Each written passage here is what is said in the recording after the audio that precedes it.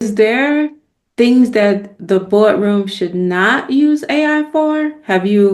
Do you have, I mean, I know that if it's sensitive information, you want to be careful, but like any perspectives on what they need to know from a, being careful perspective? And oh yeah, Yeah, I I mean, should say Megan, yeah.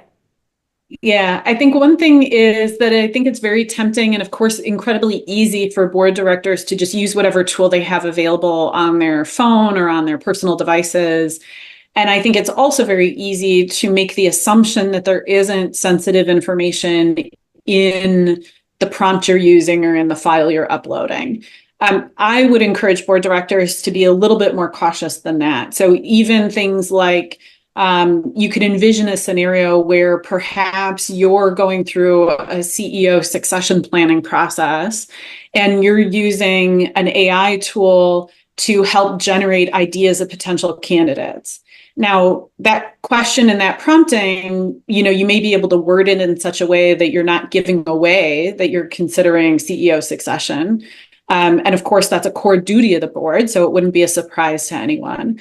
But you can imagine how the way that you ask those questions and how you follow up and what you do with the information that it provides as output could give someone a clue as to the direction you as a board director may be leaning in terms of who might be the right successor for the CEO.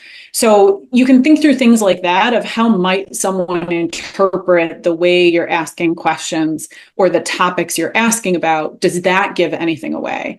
So I would be cautious about using personal tools, even though it's very, very easy and, of course, incredibly tempting to do that.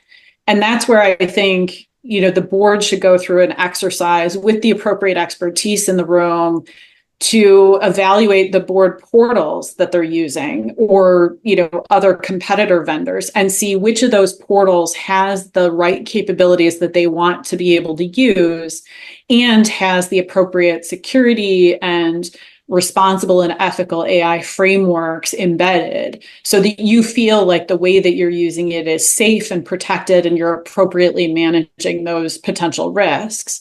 And then that lets all the board directors use common sets of tools, right? That's actually in the board portal, rather than kind of going off on your own and pulling up a tool or an app on your phone, right, to just query something. So those are some of the things I would be thinking about and encouraging board directors to think through. Oh yeah, that makes a whole lot of sense, especially if we want to start to get everyone, that boardroom is it's a critical role. And so the last thing we want is for them to be using a different set of tools because you're going to get different results.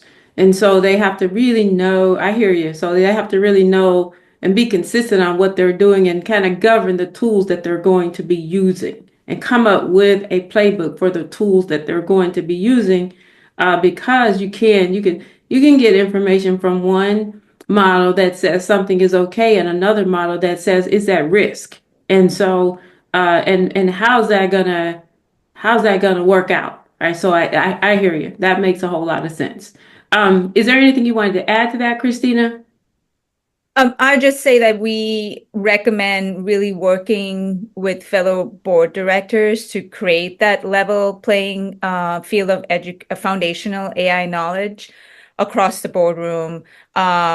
Really getting the expertise or working with your executive leadership of the firm organization to identify what those low and high risk use cases are and at an enterprise level use the approved tools that the organization is using in the boardroom. And if you need additional support or information, get that for specific built for purpose tools in the boardroom.